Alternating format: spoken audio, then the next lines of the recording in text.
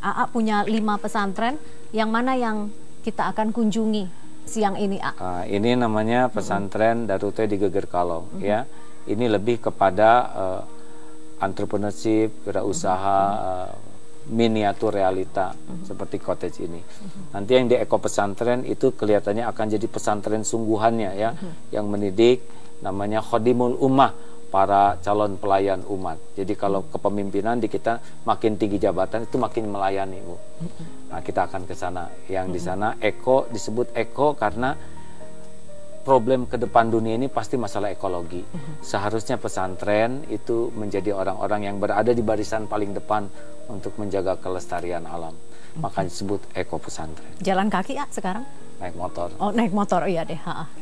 Ya, nanti ngambil ojek. Tapi ini buat apa dibawa juga? Ini ya sorban lah. Oh, kalau ke sana harus dipakai sorbannya begitu? Gini, gimana, kapan AA pakai sorban, kapan enggak ya, A?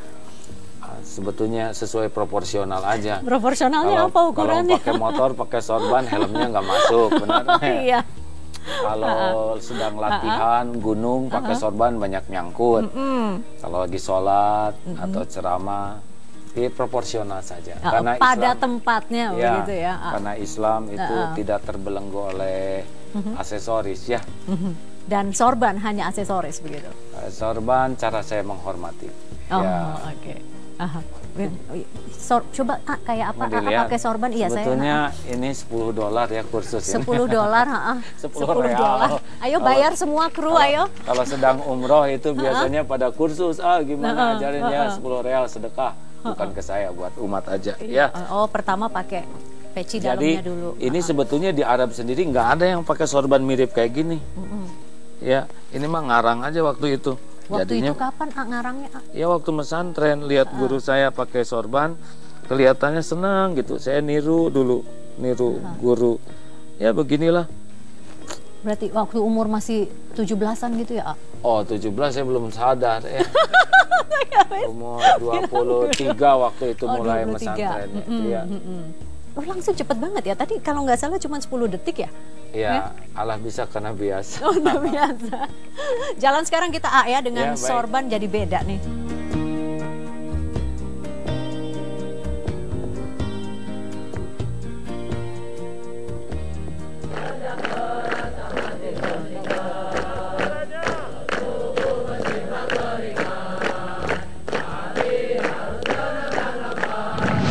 Kalau yang hari ini kegiatan apa? Hari ini pada kumpul semua ini?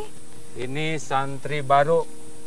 Levelnya? Ini tamat SMP menuju SMK dan SMA. Kenapa dijemur begini, A? Namanya latihannya latihan membangun karakter baku. Apa adik-adik baku? Baik dan kuat. Baiknya dilatih belajar ikhlas, belajar jujur, dan belajar tawadu, rendah hati. Dan karakter kuatnya, satu, belajar disiplin, berani, dan tangguh. Jadi belajar nggak mengeluh dijemur. Iya, mengeluh. Oke, kalau begitu saya minggir dulu aja ya, A, ya. Baik, ya, minta izin ini. Baik, adik-adik sekalian. Duduk, siap, rap! Cuaca yang cerah di seputaran kota Bandung mengiringi segala kegiatan yang akan dilakukan oleh AA Gim. Salah satunya memberi pengarahan untuk para santri yang ada di Iko Pesantren Darut Tauhid. Di pesantren miliknya ini, AA Gim mencetuskan santri siap guna yang ditargetkan untuk hafal Al-Quran dengan menitik beratkan visi pelayanan masyarakat baik di bidang dakwah, ekonomi maupun sosial kemasyarakatan. Itu baru satu angkatan ya, A, tadi ya yang kita lihat itu ya, angkatan. Ya, hanya satu baru angkatan. Satu angkatan. Ya, ada angkatan untuk SMP-nya ada untuk grup mahasiswanya ada. Nah, dari 5 pesantren yang AA miliki, berarti hafal tidak jumlah muridnya? Ya, sebetulnya kesuksesan sebuah pesantren bukan dari jumlah santrinya. Bukan. Ya, bukan. Tidak penting itu. Bukan, karena itu amanah. Makin banyak jumlahnya, makin besar yang harus dipertanggungjawabkan di hadapan Allah. Kesuksesan pesantren itu kalau semua pengajarnya punya kesadaran penuh. Ini amanah nih.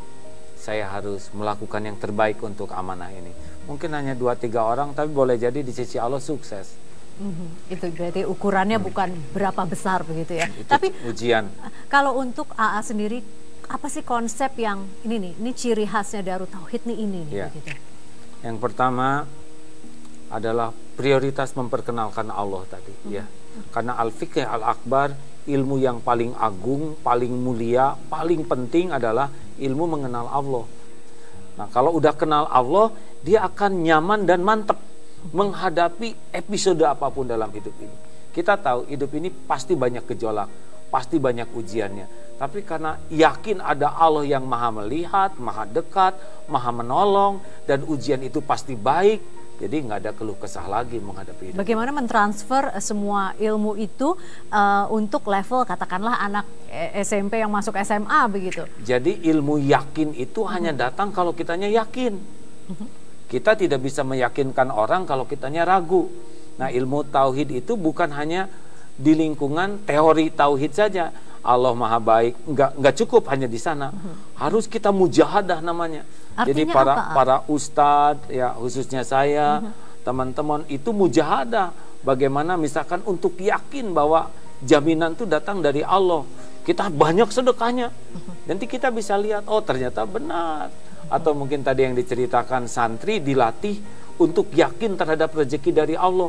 Dompet diambil, KTP diambil, dia harus nyari nafkah untuk membiayai temannya yang 2 grup itu, dan dia kerja selama 1 bulan tuh.